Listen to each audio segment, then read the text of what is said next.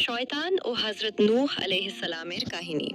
হযরত নূহ আলাইহিস সালাম যখন আল্লাহর আদেশে কিস্তিতে সব প্রাণীদের জোড়ায় জোড়ায় তুলছিলেন, তখন তিনি লক্ষ্য করলেন কিস্তির ভেতরে একজন বৃদ্ধ লোক বসে আছে, যাকে তিনি চেনেন না।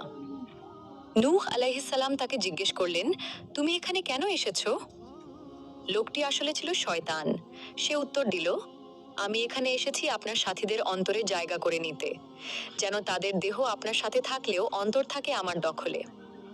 হযরত নূহ আলাইহিস সালাম তাকে অভিশাপ দিলেন এবং কিস্তি থেকে বেরিয়ে যেতে বললেন। তখন শয়তান একটি কথা বলতে চাইল।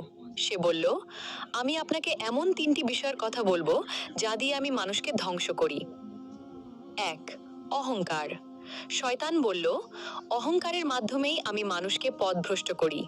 এই অহংকারের কারণেই আমি নিজে অভিশপ্ত হয়েছি। ২. লোভ। লোভ দিয়ে আমি মানুষকে ধ্বংস করি। হযরত আদম আলাইহিস সালামকে জান্নাতের একটি নির্দিষ্ট গাছ ছাড়া সব ভোগের অনুমতি দেওয়া হয়েছিল। আমি তার মনে সেই একটির প্রতি লোভ জাগিয়ে দিয়েছিলাম। ৩. হিংসা। হিংসার মাধ্যমে আমি মানুষের নেক আমল ধ্বংস করি।